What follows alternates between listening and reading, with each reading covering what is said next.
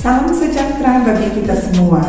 Perkenalkan, saya Juwita Morantoan, dosen pada program studi ilmu keperawatan Fakultas Kedokteran Universitas Samratulangi Manado. Pada video ini saya akan menjelaskan tentang salah satu mata kuliah yang saya ampu, yaitu manajemen keperawatan, meliputi aspek DIA, yaitu Delivery, Interaction, and Assessment.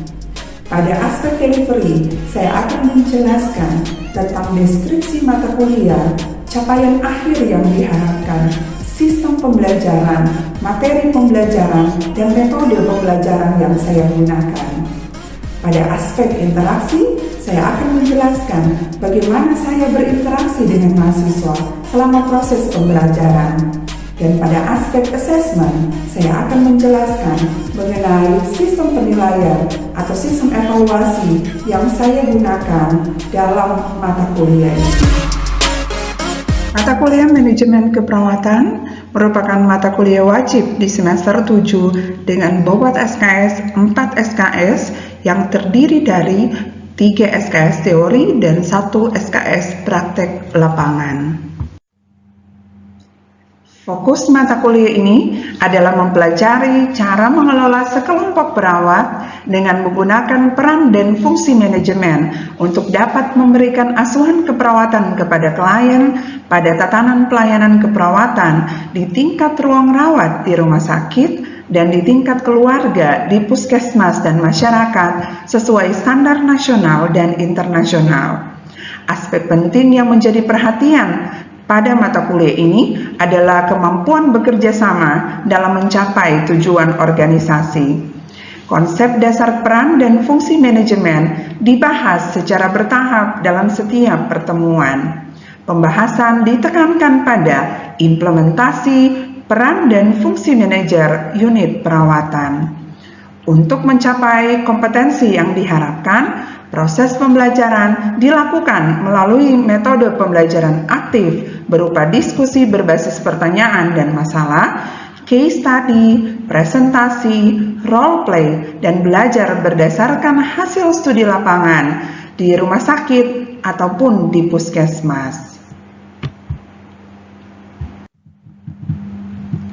Adapun capaian pembelajaran mata kuliah, bila diberi masalah manajemen dalam pemberian asuhan keperawatan di suatu unit perawatan, mahasiswa diharapkan mampu secara sistematis dan tepat merancang penyelesaian masalah sesuai teori dan konsep kepemimpinan dan manajemen dalam asuhan keperawatan.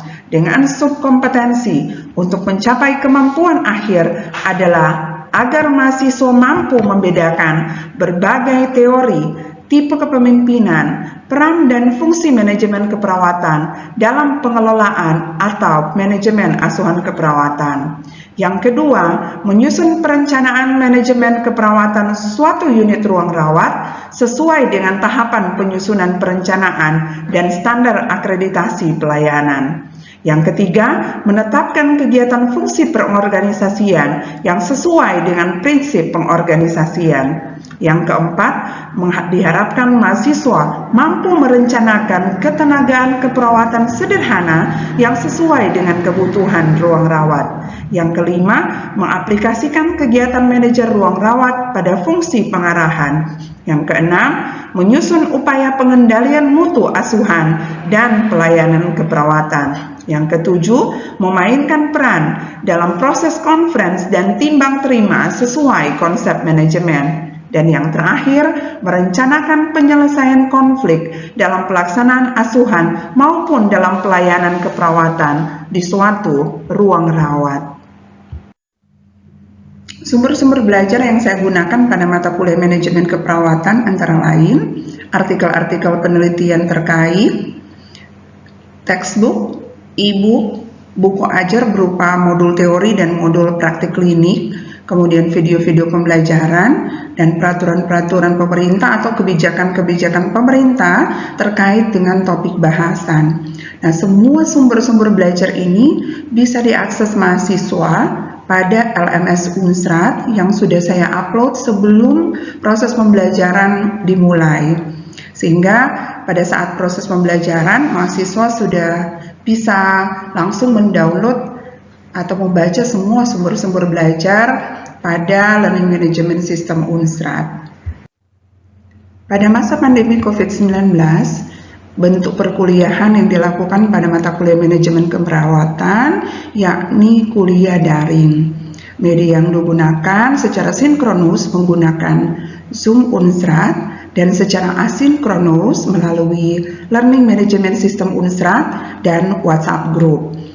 Kami sangat bersyukur bahwa kami difasilitasi oleh pihak universitas dengan platform Zoom Unstrat yang sewaktu-waktu bisa kami akses dan kami gunakan dengan cara membookingnya melalui portal Inspire Unstrat. Kami juga difasilitasi dengan Moodle e-learning yang bernama e-learning Unstrat, dan sebentar saya akan jelaskan sedikit tentang proses perkuliahan secara daring melalui LMS Unstrat. Nah, ini pun menjadi media bagi saya dalam berinteraksi dengan mahasiswa. Pada WhatsApp Group, media WhatsApp Group ini digunakan untuk kami berkomunikasi mengenai jadwal kuliah, tentang materi-materi kuliah, atau hal-hal mengenai tugas-tugas yang akan mereka kerjakan. Sekianlah saya jelaskan tentang proses pembelajaran daring secara asinkronus melalui Learning Management System Unstrat yang saya lakukan.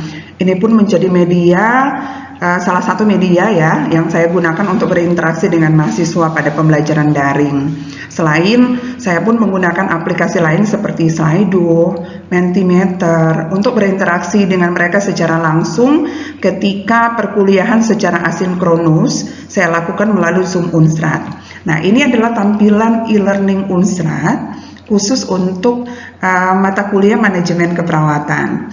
Jadi seperti saya jelaskan sebelumnya bahwa segala sumber-sumber belajar sudah saya upload pada e-learning Unstrat untuk mata kuliah manajemen keperawatan. Nah, saya pun mempergunakan fitur forum diskusi pada Moodle ini sebagai bentuk cara saya juga berinteraksi dengan mereka. Nah, ada satu hal juga yang saya lakukan untuk membuat mahasiswa itu tertarik dan bersemangat untuk mengikuti perkuliahan, di mana saya membuat badge menggunakan fitur badge pada Moodle. Mereka akan mendapatkan badge berwarna hijau, ada warna gold, ya, seperti mereka sedang bermain mengumpulkan XP, ya. Jadi dengan ketika mereka akan mendapatkan badge silver ketika mereka sudah membaca materi yang saya sudah upload, ketika mereka saling berdiskusi pada forum diskusi, paling tidak mereka akan mengajukan pertanyaan atau menanggapi postingan temannya. Jadi mereka sudah terhitung sudah menyelesaikan atau mendapatkan XP itu, mendapatkan poin. Kemudian mereka sudah harus mengerjakan kuis pada setiap topik dan mengerjakan atau mengupload tugas-tugas yang diberikan kepada mereka. Nah, untuk bisa lanjut ke topik selanjutnya, mereka harus menyelesaikan atau mendapatkan XP tertentu, mendapatkan badge. Nah, itu membuat mereka menjadi sangat ingin untuk berkompetisi dengan berusaha untuk secepat mungkin bisa mengakses atau mencapai medali-medali atau badge yang telah saya buat. Nah, itulah beberapa fitur yang saya gunakan untuk berinteraksi dengan mahasiswa pada pembelajaran daring secara asinkronus melalui LMS Unstrat. Adapun metode pembelajaran teori pada mata kuliah manajemen keperawatan yaitu mini lecture, small group discussion, collaborative based learning, dan case study. Sedangkan metode untuk pembelajaran pada praktek lapangan atau praktek klinik dilakukan melalui pre-conference dan post-conference, role play, dan bedside teaching. Pada pre-conference, saya berdiskusi dengan mahasiswa sebelum mereka melakukan kegiatan dinas mereka di hari itu. Dalam pre-conference kami akan berdiskusi mengenai hal-hal yang akan mereka kerjakan atau yang mereka rencanakan di jam dinas mereka ya pada hari itu. Kemudian post-conference dilakukan setelah mereka selesai melakukan kegiatan praktek mereka di hari itu atau setelah jam dinas selesai. Hal-hal yang kami diskusikan atau kami bahas pada post-conference adalah hal-hal apa yang sudah mereka kerjakan atau yang mereka dapatkan di hari itu, ya di jam dinas mereka itu, dan merencanakan untuk kegiatan yang akan dilakukan pada keesokan harinya atau pada jadwal dinas mereka yang selanjutnya. Itu untuk pre dan post conference. Selanjutnya role play itu untuk bagaimana melihat kemampuan mereka dalam bermain peran dalam ketika mereka berperan sebagai perawat penanggung jawab asuhan atau PPJA maupun ketika mereka berperan sebagai perawat pelaksana. Nah, dalam peran mereka ini mereka akan menjalankan fungsi-fungsi manajemen. Ketika mereka berperan entahkah mereka sebagai ketua tim atau PPJA maupun sebagai perawat pelaksana. Sedangkan untuk bedside teaching dilakukan untuk pembelajaran terhadap kompetensi klinisnya mereka. Ya, kompetensi klinis mendampingi mereka bersama-sama dengan pasien di ruangan yang tempat mereka praktek. Nah, itulah beberapa metode yang digunakan pada praktek lapangan atau pada praktek klinik pada mata kuliah manajemen keperawatan. Selanjutnya pada aspek assessment. Nah, metode evaluasi pembelajaran teori pada mata kuliah manajemen keperawatan ada dua, yaitu non-tes dan tes. Untuk non-tes itu berupa penilaian tugas-tugas terstruktur sesuai dengan rubrik penilaian.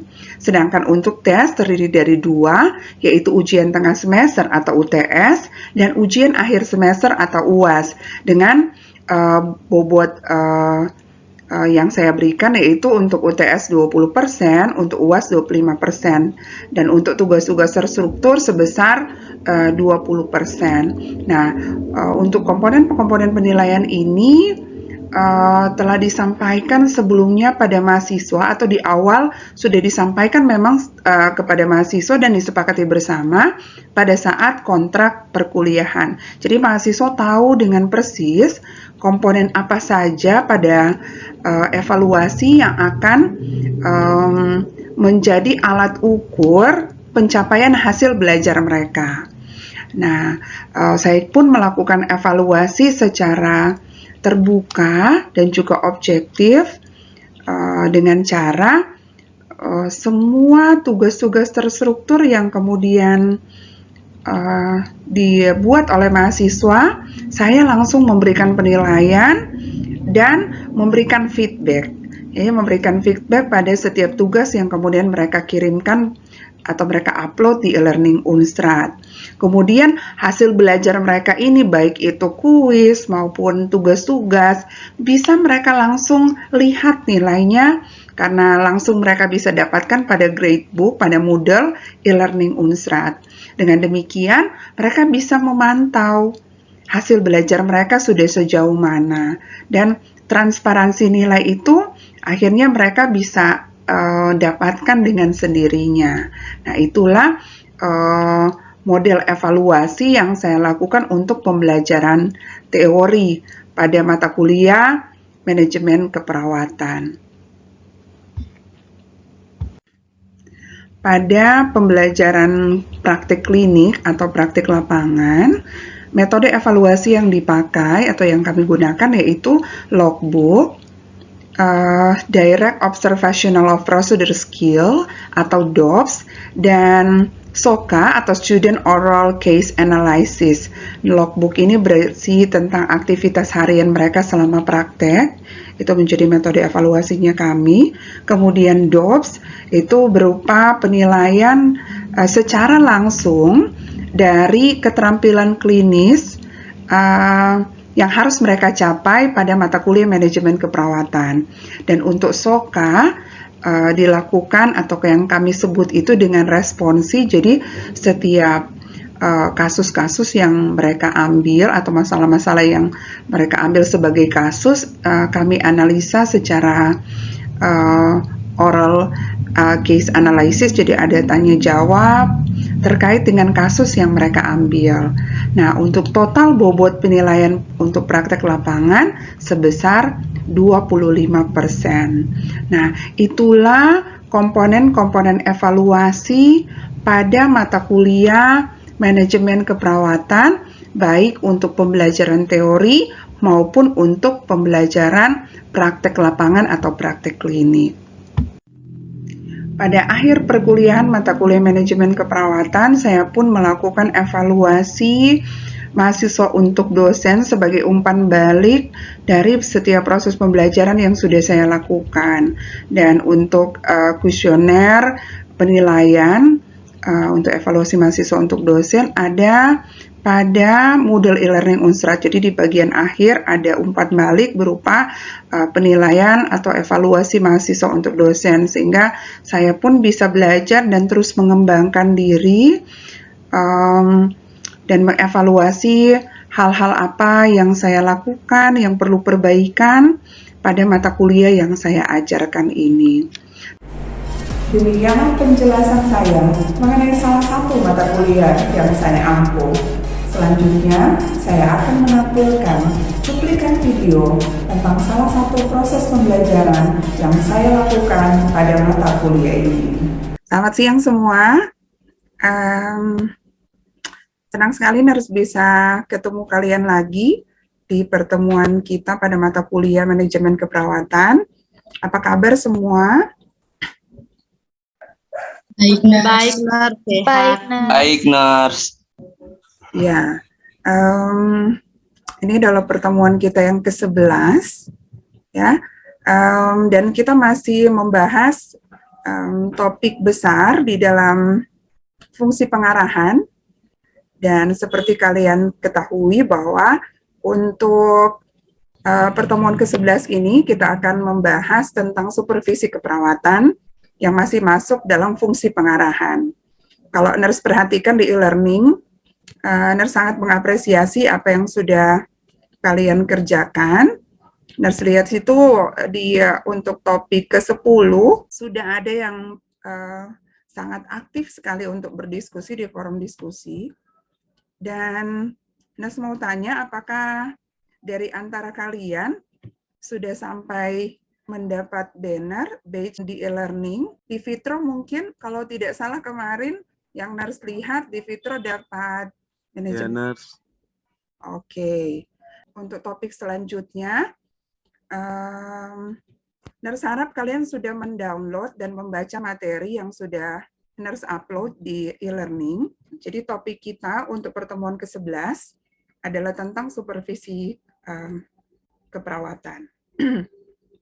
Oke, adapun yang jadi learning outcomes bisa memahami tentang makna dari atau pengertian dari supervisi. Ketika kalian memahami alur, cara, dan langkah supervisi, diharapkan kalian itu mampu mengaplikasikan kegiatan manajer khususnya dalam pelaksanaan supervisi di tingkat ruang rawat. Mudah-mudahan ini bisa membawa manfaat bagi kalian dan untuk capaian kompetensi ini bisa kalian capai dengan baik. Silakan kalian menggunakan gawai atau bisa di browser. Silakan kalian mengakses slido.com, masukkan kodenya 369122. Oke, sudah bisa? Silakan, apa yang terpikirkan oleh kalian ketika mendengar kata supervisi? Oke, mencari kesalahan. Oke, memeriksa kembali. Penilaian, oke. Melihat kemampuan individu, oke. Ada lagi? Mendadak, oke, mendadak. Meninjau kawasan. Berarti ada yang lebih dari, ada banyak yang menjawab dengan pendapat yang sama. Ya. Ada lagi? Pimpinan dan bawahan, oke. Memeriksa kembali. Pengawasan yang paling banyak. Oke. Ada lagi? Memeriksa kembali, terencana, penilaian. Ternyata mungkin bertolak belakang ya. Ada yang bilang mendadak, mencari kesalahan, pengawasan. Ya, yang masih dominan ini pengawasan. Penilaian. Yang lain, terima kasih untuk partisipasinya. Dari jawaban-jawaban kalian, ada yang mengatakan meninjau. Nah, apa sebenarnya yang dimaksud dengan supervisi?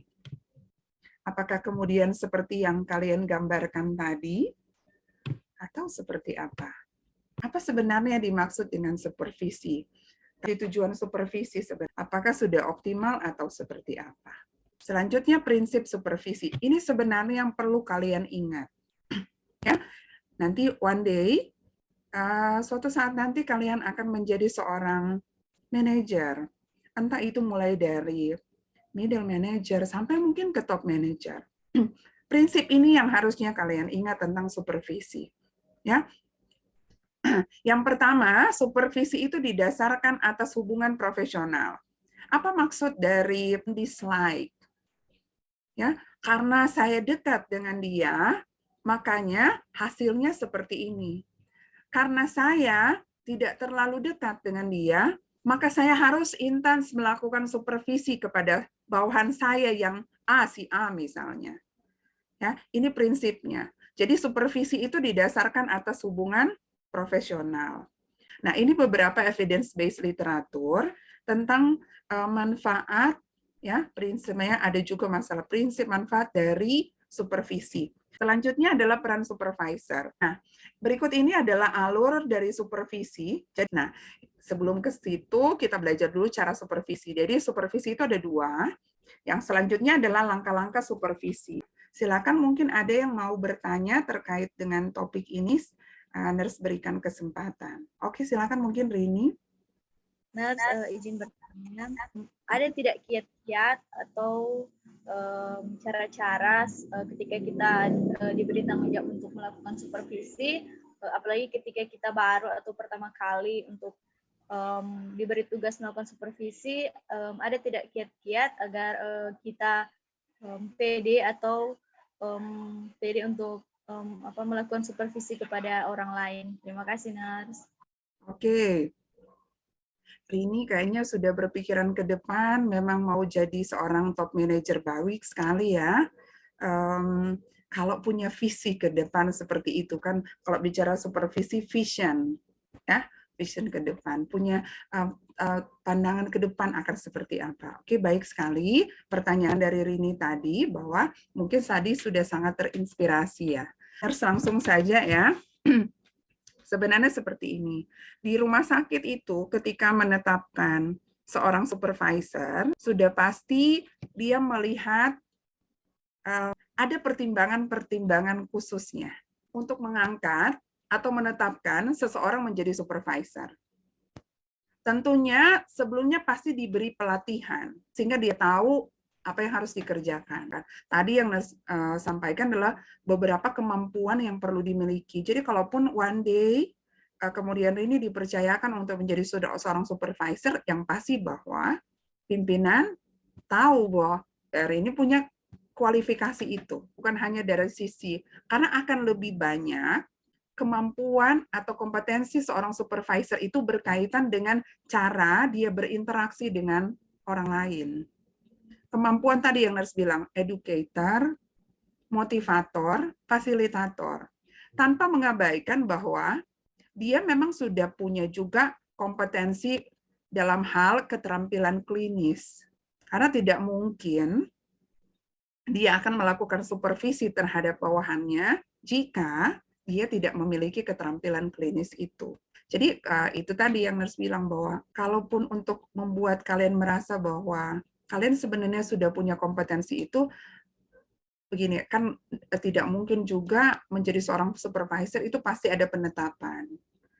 Atasan itu pasti bisa melihat bahwa seseorang itu punya kualifikasi itu. Harusnya itu membuat juga dia makin percaya diri untuk mengerjakan. Nah, sekali lagi mungkin karena mindset-nya kita kegiatan supervisi adalah tadi mencari-cari kesalahan. Makanya kita punya prinsip yang benar dulu tentang supervisi, sehingga harusnya itu yang mendorong kita untuk, oke, saya mau jadi supervisor. Saya mau menjadi pendamping untuk bawahan saya. Bukan mindset yang ngebosi. Tahu ngebosi ya? Kayak bos, kan keren kalau supervisi. Kenapa ini tidak dikerjakan? Seperti itu. Kan kelihatan keren ya. Keren gitu. Tapi harusnya itu lahir dari itu tadi yang Ner sampaikan sebelumnya. Kita memahami dengan benar prinsip dari supervisi. Prinsip supervisi di awal apa? Maknanya, memberi dukungan, memotivasi, memberi pendampingan. Ya, boleh? Ya, Ners, terima kasih. Oke. Wah. Jadi nanti ini ya mungkin beberapa tahun ke depan, Ners akan bertemu dengan kalian dalam kondisi kalian sudah menjadi seorang pemimpin.